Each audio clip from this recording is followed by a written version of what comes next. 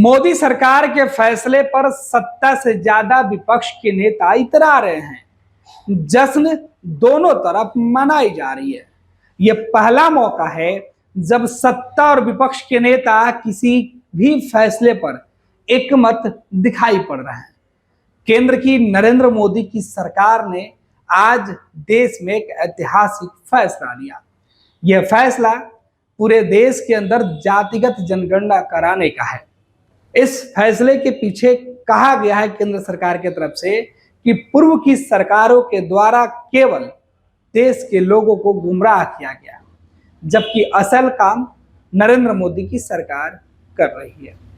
अब इस बयान के बाद जहां सत्तारूढ़ दल बीजेपी, जेडीयू और एनडीए के जो सहयोगी हैं वो तो जश्न में आ गए। सबने प्रधानमंत्री नरेंद्र मोदी के विजन की तारीफ की, लेकिन विपक्ष के नेता कहां चुप रहने वाले थे। लालू प्रसाद यादव ने सबसे पहले सोशल मीडिया एक्स पर लिखा कि ये उनके 30 साल पहले की लड़ी हुई लड़ाई की बात है, जिसका असर और अमल अब हुआ है। उन्होंने कहा कि संसद में उन्होंने काफी पहले शरद यादव और मुलायम सिंह यादव के साथ मिलकर आवाज उठाई थी, जो अब संसद के बाहर सुनाई पड़ी है।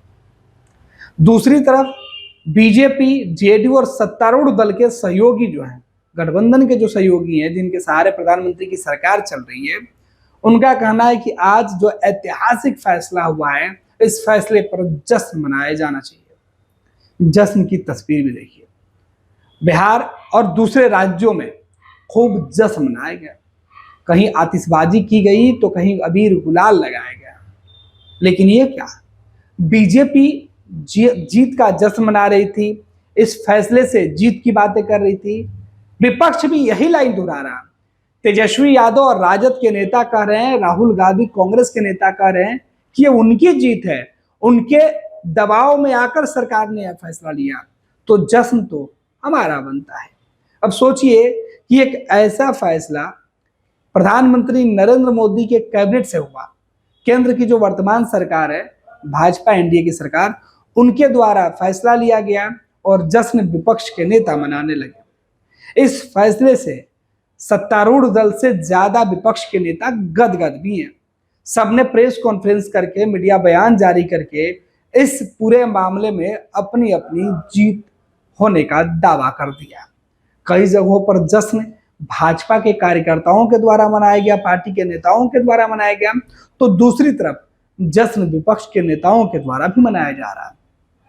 कुछ लोग बयान दे रहे हैं और कुछ लोग पटाखे और अबीर गुलाल भी लगा रहे हैं।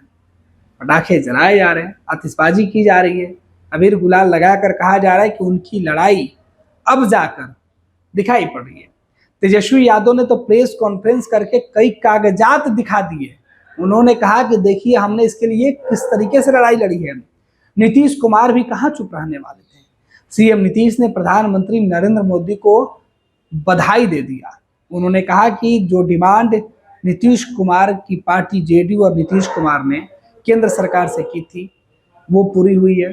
सीएम नीतीश की तरफ से प्रेस रिलीज जारी कर दिया गया, सोशल मीडिया पर लिख दिया गया। उनके नेता प्रेस कॉन्फ्रेंस करके यह कह रहे हैं कि इसमें नीतीश कुमार का विजन है। नीतीश कुमार ने देश में यह काम सबसे पहले करने की ठानी थी। अब फैसला तो हो चुका है, फैसला अमल में आना है, लेकिन उसके पहले देश के अंदर, सियासत के अंदर क्रेडिट लेने की होड़ मची हुई है। यह पहला मौका है कि जब केंद्र के नरेंद्र मोदी के फैसले पर, जो केंद्र के अंदर प्रधानमंत्री नरेंद्र मोदी हैं, जो मोदी सरकार है, उसके फैसले पर भाजपा और एनडीए से ज्यादा विपक्ष के नेता अपने जीत के दावे कर रहे हैं। पनोरमा ग्रुप, जो सोचता है वो करता है। आपके अपने सपनों का आशियाना। ये लो, मुंह मीठा करो। आज मैंने अपना जॉब छोड़ दिया, अब हम पूर्णिया वापस जाएंगे। जॉब छोड़ दिया है? मतलब ये घर कैसे चलेगा? हम करेंगे क्या? और माँ बाबूजी क्या बोलेंगे? इसलिए मैं एक और मिठाई का डब्बा लाया। अपने बिजनेस के लिए लोन अप्रूव हो गया। अरे लोन अप्रूव हो गया वो तो ठीक है, लेकिन पूर्णिया में हम रहेंगे कहाँ? अपना घर भी तो नहीं है वहां। इसलिए तो एक और मिठाई का डब्बा अलग से लाया हूं। हमने पूर्णिया में घर ले लिया है, पूर्णिया के ई होम्स पैनोरमा में।